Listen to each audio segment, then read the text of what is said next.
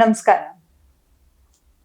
ಇವತ್ತು ನಾನು ಯಾವ ಟಾಪಿಕ್ ಬಗ್ಗೆ ಮಾತಾಡ್ತಾ ಇದ್ದೀನಪ್ಪ ಅಂತ ಹೇಳಿದ್ರೆ, ಪ್ರತಿ ಸಂಡೇ ನಮಗೆ ಟೈಮ್ ಸಿಕ್ಕಿದ್ರೆ ನಾವೇನ್ ಮಾಡ್ತೀವಿ, ಮನೆ ತುಂಬಾ ಗಲೀಜಾಗಿದೆಯಪ್ಪ, ಮನೆ ಕ್ಲೀನ್ ಮಾಡೋಣ, ಬೇಡದ ಸಾಮಾನುಗಳನ್ನೆಲ್ಲ ಬಿಸಾಕೋಣ, ಸ್ವಲ್ಪ ಮನೆ ಅಚ್ಚುಕಟ್ಟಾಗಿ ಇಟ್ಕೊಳ್ಳೋಣ ಅಂತ ನಾವೆಲ್ಲ ಮಾಡ್ತಿರ್ತೀವಿ. ತಲೆಗೆ ಎಣ್ಣೆ ಹಚ್ಕೋತೀವಿ, ಮೈಗೆ ಮಾಲಿಶ್ ಮಾಡ್ಕೋತೀವಿ, ಹೀಗೆ ಎಲ್ಲವನ್ನೂ ಮಾಡ್ತೀವಿ ಸಂಡೇ ಆದ್ರೆ ಅಲ್ವಾ? ಆದ್ರೆ ಇವತ್ತು ಮೆಂಟಲ್ ಡಿಟಾಕ್ಸಿಫಿಕೇಶನ್ ಅನ್ನ ನಾನು ಹೇಳ್ಕೊಡ್ತಾ ಹೋಗ್ತೀನಿ. ಏನಿದು ಸಂಡೇ ಮೆಂಟಲ್ ಡಿಟಾಕ್ಸಿಫಿಕೇಶನ್ ಅಂತ ಹೇಳಿದ್ರೆ, ಪ್ರತಿ ಭಾನುವಾರ ನೀವು ಈ ಎಕ್ಸರ್ಸೈಸ್ ಅನ್ನ ಮಾಡಬೇಕು. ಇಟ್ಸ್ ವೆರಿ ಸಿಂಪಲ್, ಆದರೆ ಮೋಸ್ಟ್ ಎಫೆಕ್ಟಿವ್ ಆಗತ್ತೆ ನೋಡ್ತಾ ಹೋಗಿ.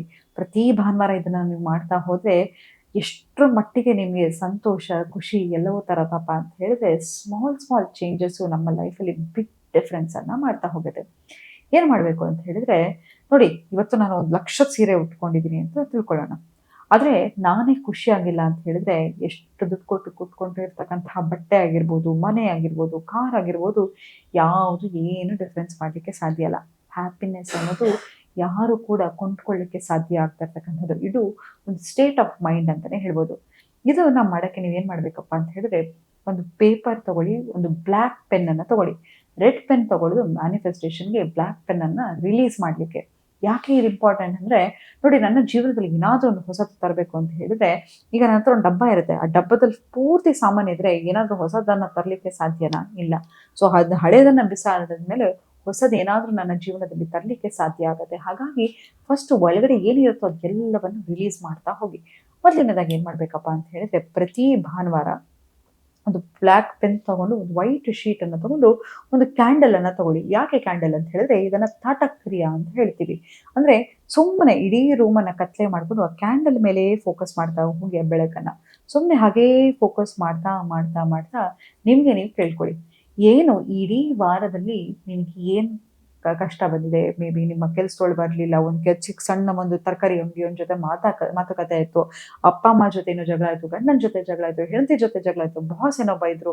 ಹೀಗೆ ಎಲ್ಲರೂ ಯಾರು ಏನೇನ್ ಮಾಡಿರ್ತಾರೋ ಎಲ್ಲವನ್ನು ಬರೀರಿ. ಈವನ್ ಇಷ್ಟು ಸಿಲ್ಲಿ ಆಗಿದ್ರು ಕೂಡ ಬರೀರಿ ಅದನ್ನ. ನಿಮ್ಮನ್ನ ನೀವು ಜಡ್ಜ್ ಮಾಡ್ಕೊತಾ ಹೋಗ್ಬೇಡಿ.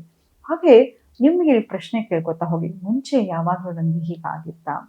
ಇದ್ರ ಜೊತೆಗೆ ಇದು ಏನನ್ನ ಕಲಿಸ್ತಾ ಇದೆ? ನಾನು ಹೇಳ್ತಾ ಇದ್ದೆ ಅಲ್ವಾ, ಪ್ರತಿಯೊಂದು ನಿಮ್ಮ ಲೈಫಲ್ಲಿ ಯಾವುದೇ ಒಂದು ಸಿಚುಯೇಷನ್, ನಿಮ್ಮ ಲೈಫಲ್ಲಿ ಒಂದು ಪ್ರಾಬ್ಲಮ್ ಬರ್ತಾ ಇದೆ ಅಂತ ಹೇಳಿದ್ರು, ಅದು ನಿಮ್ಗೆ ಏನಾದ್ರೂ ಒಂದು ಪಾಠವನ್ನ ಕಲಿಸ್ಲಿಕ್ಕೆ ಬಂದಿರುತ್ತೆ.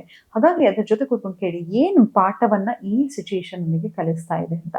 ನಂತರ ಎಲ್ಲಾ ರೀತಿಯ ನಿಮ್ಮ ಮನೆ ಆಗಿರಬಹುದು, ನಿಮ್ಮ ದೇಹ ಆಗಿರ್ಬೋದು, ನಿಮ್ಮ ಮಕ್ಕಳಾಗಿರ್ಬೋದು, ನಿಮ್ಮ ಬಾಸ್ ಆಗಿರ್ಬೋದು, ನಿಮ್ಮ ಕೊಲೀಗ್ಸ್ ಆಗಿರಬಹುದು, ಎಲ್ಲರನ್ನು ಬ್ಲೆಸ್ ಮಾಡ್ತಾ ಹೋಗಿ. ಎಲ್ಲರಿಗೂ ಒಳ್ಳೇದನ್ನ ಬಯಸ್ತಾ ಹೋಗಿ. ಯಾಕೆ ಹೇಳ್ತಾ ಇದ್ದೀನಿ ಗೊತ್ತಾ? ನಾವು ಯಾರಿಗೆ ಏನನ್ನ ಕೊಡ್ತೀವೋ ಯೂನಿವರ್ಸ್ ನಮ್ಗೆ 100 ಫೋಲ್ಡ್ ಅಲ್ಲಿ ಕೊಡುತ್ತಂತೆ.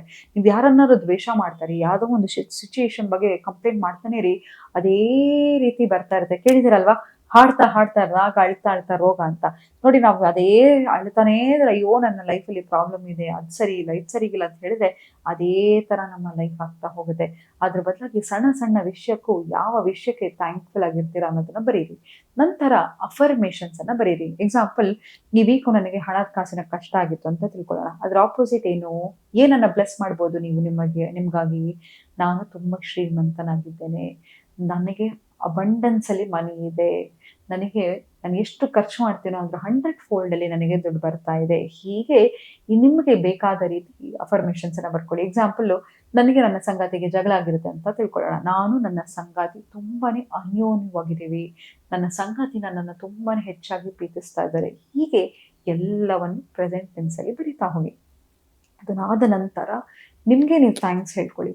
ಇಷ್ಟೆಲ್ಲ ಆದ್ರೂ ಕೂಡ ನೀನ್ ನನ್ನ ಜೊತೆ ಇದೆಯಾ, ನಿನಗಾಗಿ ತುಂಬಾನೇ ದೊಡ್ಡ ಥ್ಯಾಂಕ್ಸ್, ನಿನ್ನನ್ನು ನಾನು ಚೆನ್ನಾಗಿ ಇಟ್ಕೋತೀನಿ, ನಿನ್ನನ್ನು ನಾನು ಚೆನ್ನಾಗಿ ನೋಡ್ಕೋತೀನಿ ಅಂತ ನಿಮ್ಗೆ ನೀವು ಪ್ರಾಮಿಸ್ ಮಾಡಿ. ನಂತರ ಬರೆದ ಎಲ್ಲವನ್ನು ಒಂದು ಸತಿ ಓದಿ ರಿಫ್ಲೆಕ್ಟ್ ಮಾಡಿ, ನಂತರ ಪಾಸ್ ಮಾಡಿ. ಕೆಲವು ಸತಿ ದೇಹಕ್ಕೆ ಹೆವಿನೆಸ್ ಅನ್ಸತ್ತೆ, ಉಸಿರು ಕಟ್ಟದಂಗ ಅನ್ಸತ್ತೆ, ಎದೆ ಭಾರ ಅನ್ಸತ್ತೆ, ಪರವಾಗಿಲ್ಲ.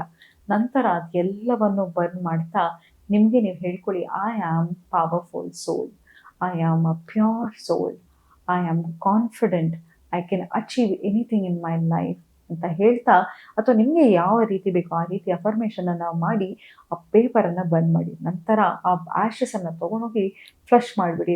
ತಕ್ಷಣ ನಿಮಗೆ ಏನೋ ಒಂಥರ ಲಿಬರೇಷನ್ ಅನ್ಸುತ್ತೆ. ಸ್ವಂತ ಸ್ಮಾಲ್ ಸ್ಮಾಲ್ ಎಕ್ಸಸೈಸು ನಮ್ಮನ್ನ ಮೆಂಟಲಿ ಫಿಟ್ ಆಗಿಡುತ್ತೆ. ಅಂತ ಹೇಳ್ತಾ ಇವತ್ತಿನ ಸಂಚಿಕೆನ ನಾನು ಮುಕ್ತಾಯಗೊಳಿಸ್ತಿದ್ದೀನಿ. ಧನ್ಯವಾದಗಳು.